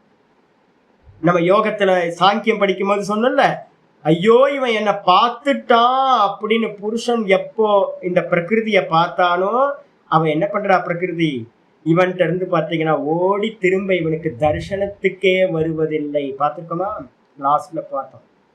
அப்ப பாத்தீங்கன்னா இவள் தரிசனமே கொடுக்க மாட்டா. சித்தம் இவன் கண்ணுக்கே வராமல் போய்விடும். வாசனைகள் பாத்தீங்கன்னா இவன் இடத்துல கொஞ்சமும் உண்டாகவே உண்டாகாது. டிஸ்கனெக்ட். இவன் தனியாயிடுவான், கைவல்யம் இவனுக்கு கைவல்ய பிராப்தி ஆயிடும். அதுக்கப்புறம் இந்த பிரகிருதிக்கும் பாத்தீங்கன்னா கைவல்யம் பிராப்தி ஆயிடும். சித்தம் தனியாயிடும், இந்த புருஷன் ஆத்மா தனியாயிடுவான். அப்ப கனெக்ஷன் இல்லாம போறதுனால இதுல வாசனைகள் எல்லாம் இவனுக்கு சம்பந்தம் இல்லாமல் போய்விடும். அசங்கோயம் புருஷன். இந்த சமயத்துல இந்த ஆத்மா எப்படிப்பட்டவனா இருக்கான்? எந்த ஒரு சம்பந்தமும் இல்லாதவனாகின்றான். அப்ப மந்திர காரிக்க இதுல சொல்ற ஸ்லோகத்துல சொல்றார், அமுனா வாசனா ஜாலே நிஷேஷம் பிரவிலாபிகே. இந்த நிர்விகல்ப சமாதியில தான் ஆக்சுவலா நிறைய பேருக்கு நிர்விகல்ப சமாதி பத்தி ஐடியாவே தெரியல. நம்ம டிஸ்கனெக்ட் ஆகுறதுன்னு நம்ம சொல்றோம் பாத்தீங்களா, அந்நியதா கியாதி பண்ணி அதுக்கப்புறம் அதுலயும் ஒரு பரவைராகியம் வந்த பிறகு அவன் என்ன பண்றான், அந்த சித்தத்தை பார்க்கறதுலயும் கூட வைராகியம் என்ன ஆயிடுது, தான் தானா நிக்கிறான். அது டிஸ்கனெக்ட் ஆகுது. அந்த இடத்துல இவனுக்கும் கைவல்யம், அந்த சித்தத்துக்கும் பிரகிருதிக்கும் பிரதானத்துக்கும் கைவல்யம். கைவல்யம் அர்த்தம் தனிச்சிடுறது. டைவர்ஸ் ஆயாச்சு, செப்பரேட் ஆயிட்டாங்க, ரெண்டு பேரும் செப்பரேட் ஆயிட்டாங்க. இதுதான் நிர்விகல்ப சமாதி. அப்பதான் ததா திரஷ்டுகு சுரூபே அவஸ்தான். அப்பதான் தான் தானா அவன் நிக்க முடியும். அப்ப அதுக்கப்புறம் அவனுக்கு சித்தத்தோட எந்த சம்பந்தமும் இல்லை. பிரம்மவேத பிரம்மைவ பவதி. மந்திரம் சொல்லுது, பிரம்மத்தை அறிந்தவன் பிரம்மமாகவே ஆகின்றான். திரும்ப அவன் ஜீவனா ஆகிறது. அந்நியதாக்கியாத்தி 98% நடந்தது சாமி. அதுக்கப்புறம் இருக்குது, நான் சொல்லிட்டு இருக்கேன். அதெல்லாம் திரும்ப திரும்ப நான் நிறைய வாட்டி சொல்லிட்டு இருக்கேன், இப்பவும் சொல்லிட்டே தான் இருக்கேன். ஃபாலோ பண்ணிட்டே வாங்க. 98% அந்நியதாக்கியாத்தி வந்துடுது. அதுக்கப்புறம் அதுலயும் பரவைராகியம் வருது, அது பாக்குறதுலயும். அப்ப பாக்குறது நின்று போயிடும். நின்று போச்சுன்னா தான் தானா இருப்பான். பார்க்கிறவன் வேற எதையும் பார்க்க மாட்டான். தான் தானா இருக்கிற நிலைக்கு பேர் தான் பாத்தீங்கன்னா இந்த தர்மமேக சமாதி, ததா திரஷ்டுகு சொரூபே அவஸ்தானம் அப்படி. இதுல பாத்தீங்கன்னா வாசனைகள் எல்லாம் லயமாகுது. அது மட்டும் இல்ல, சமூலோ உன்மூலிதே. சமூலம் அப்படின்னா ரீபர்த்து கொடுக்கக்கூடியதா இருந்த கர்மங்களும் வாசனைகளும் என்ன ஆகுது அப்படின்னா உன்மூலிதே. அப்படின்னா என்ன அர்த்தம்? எல்லாமே நாசமாகி விடுகிறது. புண்ணிய பாப்பாக்கியே. என்ன நாசமாகுது? கர்மத்துல என்ன இருக்கு? புண்ணியம் பாப்பம் அப்படின்னு நம்ம பாத்தீங்கன்னா பண்ணிருந்தோம்ல. அப்ப அந்த புண்ணிய பாப்பம் எல்லாம் கர்ம சஞ்சயை. புண்ணிய பாப்ப கர்மங்களை நிறைய சேர்த்து வச்சிருந்தோம். சஞ்சயம் அப்படின்னா நல்லா கலெக்ட் பண்ணி வச்சிருந்தோம். அனந்த கோட்டி ஜென்மங்களா நிறைய கர்மங்கள். அந்த கர்மங்கள் எல்லாம் பாத்தீங்கன்னா சமஷ்டி பிரதானத்துல போய் சேரும். வாசனைகள் எல்லாம் இண்டிவிஜுவல் சித்தத்துல போய் சேரும். சித்தம் இண்டிவிஜுவல், பிரதானம் சமஷ்டி, டோட்டல். கர்மம் எல்லாம் பிரதானத்துல போகும், வாசனை எல்லாம் சித்தத்துல ஸ்டோர் ஆகும். ரெண்டும் ஒண்ணுதான். அது பெருசு, இது சின்ன, அவ்வளவுதான். பிரதானத்தோட பாத்தீங்கன்னா ரெப்ரசன்டேட்டிவ் தான் நம்ம சித்தம். அப்ப சித்தத்துல ஸ்டோர் ஆக வாசனை எல்லாம் டிஸ்கனெக்ட் ஆகுது. கூடவே என்ன ஆயிடுது, பிரதானமும் பாத்தீங்கன்னா டிஸ்கனெக்ட் ஆகுது. அப்படி ஆகும்போது அதுல சஞ்சித கர்மான்னு கோடிக்கணக்கான கர்மங்கள் இருந்துச்சு. அது எல்லாம் என்ன ஆகுது? சமூலோ உன்மூலிதே பவதி. மூலத்தோடு சேர்ந்து, மூல காரணம் எது? அவித்யா. அவித்யா தானே மூல காரணம், பிரதானம் தானே. அவித்யா க்ஷேத்திரம் உத்தரேஷாம். அவித்யா தானே லேண்டு, அதுல இருந்து எல்லாம் திரும்ப திரும்ப முளைச்சுக்கிட்டே இருக்கு. அப்ப அந்த லேண்டோட சேர்ந்து விதைகளா இருக்கிற கருமங்களும் வாசனைகளும் என்ன ஆகுது? நாசத்தை அடைகின்றது. இது தாங்க சுவாமி பாத்தீங்க அப்படின்னா என்னன்னு கேட்டீங்கன்னா அபரோக்ஷ ஞானத்தினால உண்டாகிற பிரயோஜனம். அபரோக்ஷ ஞானம் தான் பாத்தீங்கன்னா நிதித்தியாசனம் சொல்லக்கூடிய ஆத்மானுபூதி. அதுதான் பாத்தீங்கன்னா நமக்கு பாத்தீங்கன்னா இதை அப்படின்னு இதுல பஞ்சதசிக்காரர் ரொம்ப கிளியரா சொல்லியிருக்காரு. இப்ப நம்ம பகவத்கீதையில பாக்குறது என்ன பார்த்துட்டு இருக்கோம் அப்படின்னா, பகவத்கீதையில 10:20 அகமாத்மா குடாகேஷக பார்த்துக்குமா? அந்த அகமாத்மா குடாகேஷகளை நீங்க பண்றதுதான் பாத்தீங்கன்னா உத்தம அதிகாரியா. அதுல ஆத்மாக்கு குணம் இருக்கா, நிறம் இருக்கா அப்படின்னா நிர்குணம் நிராகாரம். அப்ப நிர்குண நிராகாரத்துல டைரக்டா ஒருத்தர் ஆத்மாலேயே தாரணை, ஆத்மாலேயே தியானம், ஆத்மாலேயே சமாதி பண்றது முடியுமா அப்படின்னு கேட்டீங்கன்னா அவ்வளவு ஈஸி, ரொம்ப சாமர்த்தியம். அப்ப அதனால பாத்தீங்கன்னா உத்தம அதிகாரிக்கு அதை சொல்லியாச்சு. அதுக்கப்புறம் இனிமே நம்ம என்ன பண்ண போறோம்? நாளை கிளாஸ்ல இருந்து 10:21 இருந்து 10:39 வரைக்கும் நம்ம என்ன பண்ண போறோம்? சவிகல்ப சமாதிகளை பத்தி பேச போறோம். எதுக்கு அப்படின்னா சவிகல்ப சமாதி பண்ணி பண்ணி பண்ணி ஒரு அபியாசம் வந்துச்சுன்னா அதுக்கப்புறம் நிர்விகல்ப சமாதியை பண்றது ஈஸியா சம்பவிக்கும். அப்ப பாத்தீங்கன்னா சமாதியில பாத்தீங்கன்னா என்ன அப்படின்னா திரிபுட்டி இல்லாமல் போனால் அது சமாதி. இதுக்கு பாத்தீங்கன்னா உபனிஷதங்கள் பாத்தீங்கன்னா அற்புதமான லட்சணங்கள் சொல்லுது. சமாதிக்கு லட்சணம் என்ன சுவாமி அப்படின்னு கேட்டீங்கன்னா, நிர்விகல்ப சமாதிக்கு லட்சணம் சொல்லும் போது சமாதிர் சமதாவஸ்தா ஜீவாத்ம பரமாத்மயோ லட்சணம். சமாதினா என்ன சுவாமி அப்படின்னு கேட்டீங்கன்னா, இது வரைக்கும் ஜீவாத்மா வேற பரமாத்மா வேறன்னு நான் பாத்தீங்கன்னா நினைச்சுக்கிட்டேன். சமாதி சமதாவஸ்தா கண்டுபிடிச்சாச்சு. எங்க இருக்கு அப்படின்னா யோக தத்துவ உபனிஷத்துல 107வது மந்திரம். யோக தத்துவ உபனிஷத்துல பாத்தீங்கன்னா 107வது மந்திரம் சொல்லுது. என்ன சொல்லுது அப்படின்னா, சமாதி அப்படின்னா என்ன சுவாமி அப்படின்னா சமதாவஸ்தா, சமநிலை. எதுக்கு சமநிலை சுவாமி அப்படின்னா ஜீவாத்ம பரமாத்மனோஹோ. சமாதி சமதாவஸ்தா ஜீவாத்ம பரமாத்மனோஹோ.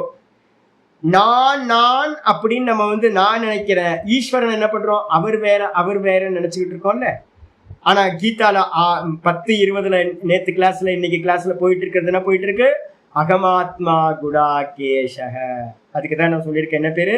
மகா வாக்கியம்னு சொல்லியிருக்கேன். தத்துவமசி மகா வாக்கியம் மாதிரி ஐக்கியம்னு பேரு நான் சொல்லியிருக்கேன். நான் தான் ஜீவாத்மாவா இருக்கேன் அப்படின்னா என்ன அர்த்தம்? ஈஸ்வரன் தான் ஜீவாத்மா, ஜீவாத்மா தான் ஈஸ்வரன். அப்ப ஜீவாத்மாவும் பரமாத்மாவும் வேற வேற இல்லை அப்படின்னு இருக்கிறது ஒரே ஆத்மா தான், வெறும் பியூர் கான்சியஸ்னஸ் மட்டும்தான் இருக்கிறது அப்படின்னு பாத்தீங்க அப்படின்னா ஜீவாத்மாவையும் பரமாத்மாவையும் அபேத சிந்தனை பண்றது. அந்த அபேத சிந்தனை பண்ணி பண்ணி பண்ணி பிரிவில்லாம அந்த கான்சியஸ்னஸ்லயே எஸ்டாப்ளிஷ் ஆனீங்கன்னா அதுக்கு பேரு நிர்விகல்ப சமாதி அப்படின்னு பாத்தீங்கன்னா பேரு. அப்ப இந்த நிர்விகல்ப சமாதி அடையறதுக்கு என்ன சுவாமி பண்ணணும் அப்படின்னு கேட்டீங்கன்னா, எடுத்தோன்னெல்லாம் நிர்விகல்ப சமாதி அடைய முடியாது சார். நீங்க கண்ண மூடி உட்கார்ந்தீங்க அப்படின்னா உங்களோட இண்டிவிஜுவல் கான்சியஸ்னஸ் அடைஞ்சிட முடியும், யோகத்துல சொல்றத அடைஞ்சிட முடியும். ஆனா பாத்தீங்கன்னா ஆத்ம ஞானத்தை அடையணும். இப்ப நம்ம பார்த்தோம் ஜீவாத்ம பரமாத்மாவோட ஐக்கிய ஞானம் தத்துவமசி, அதை அடையறதுக்கு என்ன பண்ணணும் சுவாமி அப்படின்னு கேட்டீங்கன்னா அதுக்குதான் ஸ்டெப்ஸ் போகுது. சுக ரகசிய உபனிஷத்துன்னு ஒரு உபனிஷத்து இருக்கு. சுக மகரிஷி பாத்தீங்கன்னா உபதேசம் பண்றார். அதுல சொல்லும் போதே சொல்றாரு, என்ன சொல்றாரு அப்படின்னு கேட்டீங்கன்னா சொல்றார், ஸ்ரவணம் து குரு பூர்வம், ஸ்ரவணம் து குரு பூர்வம் மனனம் ததனந்தரம், மனனம் ததனந்தரம் நிதித்யாசனமித்யேதத், நிதித்யாசனமித்யேதத் பூர்ண போதஸ்ய காரணம், பூர்ண போதஸ்ய காரணம். அப்ப முதல்ல வந்து பாத்தீங்கன்னா அத்வைத ஞானத்துக்கு என்ன பண்ணணும், இல்ல யோகத்தோட ஞானத்துக்கு என்ன பண்ணணும்னா யோக ஞானம். இப்ப நம்ம படிச்சிருக்க யோக சாஸ்திரத்துல படிக்கிற ஞானத்துக்கு என்ன பண்ணணும், சித்த விருத்தியை நிரோதம் பண்ணணும். அதுக்கு என்ன பண்ணணும், அபியாச வைராகியாபியாம் தன்னிரோதம். ஒருத்தருக்கு அபியாசம் டெய்லி பிராக்டிஸ் இருந்தாச்சுன்னா போதும், கூட வைராக்கியம் இருந்தா போதும், நீங்க என்ன பண்ணலாம், நீங்க வந்து டைரக்டா உங்க ஆத்மாவை அடைஞ்சிடலாம். இப்ப ரமணாசிரமம் மாதிரியான ஆசிரமங்கள்ல நிறைய பேர் பிராக்டிஸ் பண்ணிக்கிட்டே இருக்கிறாங்க. தியானவாதிகள் நிறைய பேர் பண்றாங்க, பிராக்டிஸ் பண்ணிக்கிட்டே இருக்கிறாங்க. ஆனா இங்க நான் நிறைய இடத்துல பாக்குறது என்னன்னு கேட்டீங்கன்னா, வைராக்கியத்தை கொஞ்சம் குறைபாடு இருக்கு. ஆனா அபியாசம் நிறைய பண்றாங்க, அப்ப வந்து பாத்தீங்கன்னா பூர்த்தி ஆகுது. ஆனா எந்த யோகி வந்து பாத்தீங்கன்னா அபியாசத்தையும் வைராக்கியத்தையும் கரெக்டா பண்றானோ அவனுக்கு வந்து பாத்தீங்கன்னா என்ன ஆயிடும், நிதித்தியாசனம். அது நிதித்தியாசனம்ன்ற அந்த சமாதிக்கு வந்து பாத்தீங்கன்னா இண்டிவிஜுவல் கான்சியஸ்னஸ் அடையிறது ஈஸியா. ஆனா இண்டிவிஜுவல் கான்சியஸ்னஸ் தான் பிரம்மமா இருக்கு, சர்வமா இருக்கு அப்படின்னு அறியணும். அப்படின்னா அப்ப நீங்க என்ன பண்ணணும், ஒரு குருட்ட வந்து பாத்தீங்கன்னா சிரவணம் டு குரு பூர்வம். முதல்ல வந்து பாத்தீங்கன்னா குருநாதர்கிட்ட போய் சிரவணம் பண்ணணும். அதுக்கப்புறம் மனனம் தது அனந்தரம். அதுக்கப்புறம் வந்து பாத்தீங்கன்னா நேத்தி நேத்தி நேத்தி நேத்தி பண்ற மனனத்தை தொடர்ந்து மனனம் பண்ணணும், நேத்தி நேத்தி பண்ணிக்கிட்டே இருக்கணும். அதுக்கப்புறம் நிதித்தியாசனம் இத்தியேதத்தை, அதுக்கு பிறகு வந்து பாத்தீங்கன்னா நிதித்தியாசனம் பண்ணணும். நிதித்தியாசனம் தான் வந்து பாத்தீங்கன்னா பூர்ண போதஸ்ய காரணம். நிதித்தியாசனம்ன்றதான் ஆத்ம தியானம். யோகத்துல பண்ற தியானம் தாரண சமாதி, இண்டிவிஜுவல் கான்சியஸ்னஸ். அதே வந்து வேதாந்தத்துல பண்ணக்கூடிய தாரண தியான சமாதி காஸ்மிக் கான்சியஸ்னஸ்ல பிரம்மத்துல பண்றது, அகம் பிரம்ம ஏவ அப்படின்ற ஞானத்துல இருந்து பண்றது. அப்படி பண்றதுக்கு பேர்தான் சிரவணம் மனனம் தேவைப்படுது. நான் தான் எல்லாமா இருக்கேன்னு தெரிஞ்சுக்கிட்டு நான் எல்லாமா இருக்கேன், நான் பிரம்மமா இருக்கேன் அப்படின்னு பண்ணக்கூடிய நிதித்தியாசனம், அது வந்து பாத்தீங்கன்னா பூர்ண போதஸ்ய காரணம். அதுதான் பூரணமான ஞானத்திற்கு காரணமா ஆகிவிடுகிறது அப்படின்னு சொல்லிட்டு. அப்ப வந்து பாத்தீங்கன்னா நம்ம திரும்ப திரும்ப திரும்ப என்ன பண்ணணும் அப்படின்னா, கண்டிப்பா வந்து பாத்தீங்கன்னா இந்த மூணுத்தையும் அபியாசம் பண்ணணும். தாரண தியான சமாதி. இன்னைக்கு நான் உங்களுக்கு என்ன சொல்லியிருக்கேன் அப்படின்னு கேட்டீங்கன்னா, முதல்ல சொல்லியிருக்கேன், இந்த ஞானத்தை பத்தி பேசும்போது பிரம்மசூத்திரத்துல இருந்து எடுத்து சொன்னேன். பகிரங்கம், அந்தரங்கம், அதுக்கப்புறம் சாக்ஷாத் அப்படின்னு. இதுல பகிரங்கம் எது அப்படின்னு கேட்டீங்கன்னா, யம நியம ஆசன பிராணாயாம பிரத்யாகாரம் எல்லாம் பகிரங்கம். இதுல பகிரங்கத்துல வந்து பாத்தீங்கன்னா பிரத்யாகாரத்தை சேர்க்க மாட்டோம், எங்க ஆச்சாரியர்கள்லாம் சேர்க்க மாட்டாங்க. பகிரங்க சாதனம் எது அப்படின்னு கேட்டீங்கன்னா, வேதாந்தத்துல கர்மயோகம், யோகத்துல வந்து பாத்தீங்க அப்படின்னா பகிரங்கம் எது, யம நியம ஆசன பிராணாயாம பிரத்யாகாரம்ன்ற 5 சாதனங்கள். இல்ல 5 இல்ல, யம நியம ஆசன பிராணாயாம பிராணாயாமம் வரைக்கும் 4 சாதனங்கள் வந்து பாத்தீங்கன்னா பகிரங்கம். அதுக்கப்புறம் வந்து பாத்தீங்க அப்படின்னா இப்ப நம்ம பார்த்துட்டு இருக்கிறது தாரண தியான சமாதி அந்தரங்கம். இதுக்கு அந்தரங்கத்துக்கு நம்ம வேதாந்தத்துல என்ன சொல்லியிருக்க, உபாசனம்னு சொன்னோமா. உபாசனம்னாவே என்னன்னா தாரண தியான சமாதிக்கு பேருதான் உபாசனம். அப்ப கரெக்டா டேலி பண்ணிக்கிட்டே வந்தீங்கன்னா வேதாந்தத்துக்கும் யோகத்துக்கும் கிளியர் ஆயிடும்.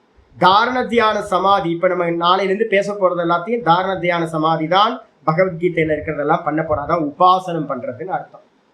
அதுக்கப்புறம் நடுவுல ஒண்ணு விட்டீங்கன்னு சுவாமி, பிரத்யாகாரம் 5வது இருக்குல்ல, அதுதான் சந்தி அப்படின்னு பேர், சந்திஸ்தானம். அத பகிரங்கத்திலையும் சேர்க்க மாட்டோம், அந்தரங்கத்திலையும் சேர்க்க மாட்டோம், ரெண்டுத்தையும் கனெக்ட் பண்ற இடம் இதுதான். இந்த இந்த இப்ப வந்து பாத்தீங்கன்னா நம்ம யோகத்துல வந்து சிரவணம் வரலையே சாமி, சாட்சாத் சாதனம் இல்ல. அப்ப வந்து பாத்தீங்கன்னா பகிரங்கம் இருக்கு, அந்தரங்கம் இருக்கு. அந்தரங்கத்தோட எண்டுல வந்து சமாதி பிராப்தி ஆயிடும் யோகத்துல. ஆனா நம்ம என்ன பண்ணுவோம் அப்படின்னு கேட்டீங்கன்னா, வேதாந்தத்துல சொல்லும் போது என்ன பண்ணுவோம், பகிரங்கம் பண்ணுவோம் கர்மயோகம், அதுக்கப்புறம் அந்தரங்கம் பண்ணுவோம் உபாசனம். அந்த அந்தரங்க சாதனத்தை பண்ண பண்ண பண்ண சமம் தமம் உபரதி திதிக்ஷா ஸ்ரத்தா சமாதானம் பூர்த்தியாகும். சமாதானத்துக்கு பேர் தான் இந்த சவிகல்ப சமாதியில ஏதாவது ஒண்ணு. அதை பிராப்தி பண்ணதுக்கு பிறகு குருநாதர்கிட்ட வருவோம். குருநாதர்கிட்ட வந்து சிரவணம் மனனம் பண்ணுவோம். டைரக்டா சிரவணம் இந்த இதெல்லாம் முடிச்சுட்டு வரும்போது வந்து பாத்தீங்கன்னா சிரவணம் பண்ண மாத்திரத்திலேயே என்ன ஆயிடும்னு கேட்டீங்கன்னா உத்தம அதிகாரி ஆயிடுவான். கிருத்த உபாஸ்தின்னு பேர் அவனுக்கு. ஏற்கனவே இந்த சாதனைகளை பண்ணினவன் என்ன பண்ணுவான், சாஸ்திரத்துல நீதான்ப்பா வந்து பாத்தீங்கன்னா அது அந்த பிரம்மமா நீ இருக்க அப்படின்னு அவன் போயிடுவான். அவ்வளவுதான், அவனுக்கு அனுபூதி வந்து பாத்தீங்கன்னா கரெக்டா உண்டாயிரு. ஏன்னா ஏற்கனவே இந்த யோக சாஸ்திரத்துல இருக்கிறதெல்லாம் முடிச்சிருக்கான். அப்ப யோக சாஸ்திரத்துல சொல்லப்பட்டதெல்லாம் முடிச்சவன் தான் வேதாந்தத்துல வந்து பாத்தீங்கன்னா உத்தம அதிகாரி அப்படின்னு பேர். உத்தம அதிகாரி ஆயிடுச்சா. இந்த விதமா வந்து பாத்தீங்கன்னா சமாதியில இது முடிச்சாச்சு. ஆச்சாரியார் பாஷ்யத்தை பார்த்துரும் வந்து சமாதி இவ்வளவு போதும். கம்பேர் பண்ணி நிறைய சொல்லியிருக்கேன், மெதுவா கேட்டுங்க. ஆச்சாரியார் பாஷ்யத்துக்கு வந்த 3வது சூத்திரத்துக்கு பாஷ்யம் பாருங்க. தியானம்னா என்ன சுவாமி அப்ப என்ன சொல்றாரு, தியானமேவ தியேய ஆகார நிர்பாசம். அந்த தியானம் என்ன ஆயிடுது அப்படின்னு கேட்டீங்கன்னா, நம்ம பண்றோம் திரிபுட்டி இருக்குல்ல, தியானம் செய்பவன், அதுக்கப்புறம் வந்து பாத்தீங்கன்னா தியானம், அப்புறம் தியானிக்கிற விஷயம். தியானிக்கிற விஷயத்துக்கு என்ன பேரு, தியேயம்னு பேரு. அப்ப இங்க ஆச்சாரியர் சொல்றார் தியானமேவ, தியானமே என்ன ஆயிடுச்சு, தியானம் செய்கிற ஆகாரமா, தியேய ஆகாரம். தியேய ஆகாரம் என்னது, தியானிக்கிற ஆப்ஜெக்டோட ஃபார்ம். ஓம் ஓம் ஓம் ஓம் ஓம்ன்றது வந்து பாத்தீங்கன்னா ஓங்காரத்திலேயே இந்த தியானம் என்ன ஆயிடுச்சு அப்படின்னா அதோட கலந்து போய் தியானமேவ தியேய ஆகார நிர்பாசம். என்ன ஆகுது அப்படின்னா அந்த ஆப்ஜெக்டாவே தியானம் பரிணமிச்சிருது. தியானம்னு ஒண்ணு தனியா தெரியாம போயிடுது. தியானம் இல்லை அப்படின்னா தியானிக்கிறவன் இருப்பானா, தியானிக்கிற தியானம்ன்றது கர்மா இல்லைன்னா தியானிக்கிறவன் என்னவான், என்னாவன் போயிடும். அப்ப என்ன ஆகும் தெரியுங்களா உங்களுக்கு, அதனாலதான் பஞ்சதசியில கிரமாத்து தியேயிக்க கோச்சரம்னு போட்டு, கிரமமா என்ன ஆகும் கேட்டீங்கன்னா தியானம் அதிகமாக அதிகமாக அதிகமாக தியானிப்பவன் என்னவான், தியானத்துல மெர்ஜாயிட்டே போவான். ஒரு டைம்ல தியானத்துல தியானிக்கிறவன் மெர்ஜா போயிடுவான். அதுக்கப்புறம் அடுத்த நிலையில வந்து பாத்தீங்கன்னா அந்த தியானம் என்ன ஆயிடும், தியேய வஸ்துவா ஆப்ஜெக்டோட மெர்ஜாயிடும். அப்படி மெர்ஜாயிட்டதுக்கு பிறகு எந்த ஆப்ஜெக்ட மெடிடேட் பண்றோமோ, ஓம் ஓம் ஓம்னா ஓம் மட்டும் நின்றோம், தியானம் காணா போயிடும், தியானம் பண்றவன் காணா போயிடுவோம். அப்படி ஆகும்போது வந்து தியேய ஆகார நிர்பாசம், தியேய ஆகார நிர்பாசம் ஆப்ஜெக்டோட ஃபார்முக்கு வந்து பாத்தீங்கன்னா வெறும் பிரகாசமாகும், மற்ற ரெண்டும் இல்லாமல் போயிடும். அதுக்கு பேரு பிரத்யாத்மகேன. அந்த இடத்துல இப்ப நம்ம என்ன பண்ணிட்டு இருக்கோம், எதை தியானம் பண்றோம், ஆத்ம தியானம். அப்ப ஆத்ம தியானத்துல என்ன நடக்கும் அப்படின்னு கேட்டீங்கன்னா மெதுவா மெதுவா மெதுவா பிரத்யேகாத்மகேன ஸ்வரூபேன, நான் நான் நான்ற அந்த ஸ்புரண மாத்திரமா. அந்த ஸ்புரணம் வந்து பாத்தீங்கன்னா நாமரூபம் இருக்குமா சாமி ஆத்மாக்கு, இல்லை இல்லை. அப்ப நாமரூபம் இல்லாம வெறும் பிரத்யேகாத்மா. ஆச்சாரியர் பாஷிகர் ரொம்ப கிளியரா போடுறார், பிரத்யேகாத்மான என்ன பேரு, எக்ஸ்க்ளூசிவ் ஆத்மா, இண்டிவிஜுவல் ஆத்மான்னு பேர். ஏன்னா பிரதிதேகம் ஆத்மா பின்னம் தானே யோகத்துல. அப்ப பிரதிதேகம் ஆத்மா பின்னம்னா உங்க ஆத்மால நான் எனக்கு ஒன்னாகாது. ஆனா வேதாந்தத்துல என்னது, ஒரே ஆத்மா. அதுக்காக சிரவணம் மனனம் பண்றோம். ஆனா இங்க வந்து சிரவணம் மனனம் தேவையில்லை. டைரக்டா நீங்க தாரண தியான சமாதிக்கு போகும்போது என்ன ஆகுது அப்படின்னா தன்னுடைய ஆத்மால, பிரத்யேக ஆத்மான என்ன அர்த்தம், தன்னுடைய ஆத்மா. நான் சொல்லிட்டு இருக்கிறேன், அந்த ஆத்மாவோட ஃபார்ம்ல சொரூபேன சூன்யம் இவ. இந்த தியானம் பண்ற பரமஹம்சானந்தான் ஒருத்தர் தான் இல்ல, தியானம் பண்றேன்னு உட்கார்ந்தான், அவன் தான் தியானம் பண்ண உட்கார்ந்தான். உட்கார்ந்து வந்து பாத்தீங்கன்னா மெதுவா மெதுவா மெதுவா இந்த பரமஹம்சானந்தான்றவன் என்னன்னா தியானத்துல மெர்ஜாயி, அப்புறம் அந்த தியானமும் வந்து பாத்தீங்கன்னா அந்த ஓங்காரத்துல இல்ல ஆத்மஸ்வரூபத்துல, ஓங்காரம் ஆத்மஸ்வரூபத்துல போய் மெர்ஜ் ஆயிடுச்சு அப்படின்னா அப்போ வந்து பாத்தீங்கன்னா தியானிக்கிற பரமஹம்சானந்தாவே சொரூபேன சூன்யம் இவ, இல்லாதது மாதிரி ஆகிவிடுகின்றான். இவன்னு போட்டிருக்கு, இல்லவே இல்லை. ஒரு தியானிக்கிற அந்த பரமஹம்சானந்தாவே இல்லாத மாதிரி ஆகிவிடும். அந்த நிலையில வந்து பாத்தீங்க அப்படின்னா என்ன ஆகுது, ததா யதா பவதி தியேய ஸ்வபாவ ஆவேஷாத். என்ன ஆயிடுதுன்னா ஆப்ஜெக்ட்ல வந்து பாத்தீங்கன்னா இவன் உட்புகுந்து விடுகின்றான். இந்த தியானம் பண்றவன் என்ன பண்றான், அகம் பிரம்மாஸ்மி அகம் பிரம்மாஸ்மி அகம் பிரம்மாஸ்மி அகம் பிரம்மாஸ்மி, நான் பிரம்மமா இருக்கேன், நான் பிரம்மமா இருக்கேன், நான் பிரம்மமா இருக்கேன். இதுக்கு என்ன பேர் சொல்லியிருக்கோம், பிரமர கீட்ட நியாயம். சிந்தனை பண்ணி அதுவாவே ஆகி விடுதல் அப்படின்னு சொல்றோம்ல, அதுதான் இங்க சொல்றாரு. தியேய ஸ்வபாவ ஆவேஷாத். ஆப்ஜெக்ட் வந்து பாத்தீங்கன்னா இந்த ஆத்மாலேயே நான் ஆத்மாவா இருக்கேன், தேகம் இல்லை, நான் ஆத்மாவா இருக்கேன், நிர்குண நிராகாரமா இருக்கேன், வெறும் கான்சியஸ்னஸா இருக்கேன், வெறும் ஸ்புரண மாத்திரமா இருக்கேன் அப்படின்னு இவன் சிந்திச்சு இந்த பரமஹம்சானந்தான்ற மெடிடேட்டர் என்ன ஆயிடுறான், அந்த ஆத்மாக்குள்ளார பிரவேசிச்சிடறான், ஆவேசிக்கிறான். ஆவேசிக்கிறதுன்னு என்ன அர்த்தம்? நான் ஏற்கனவே சொல்லியிருக்கேன், பூத்தாவேஷ நியாயம்.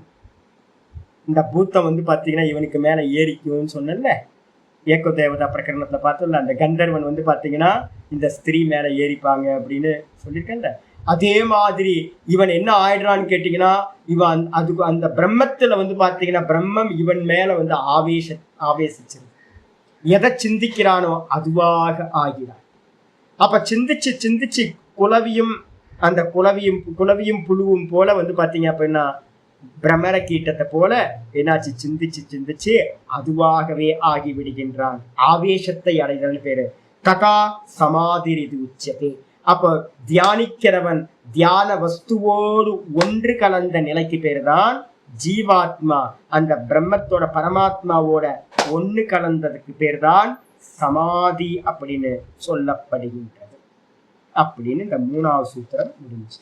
நாளைக்கு 4வது சூத்திரம் நாளைக்கு பார்க்கலாம்.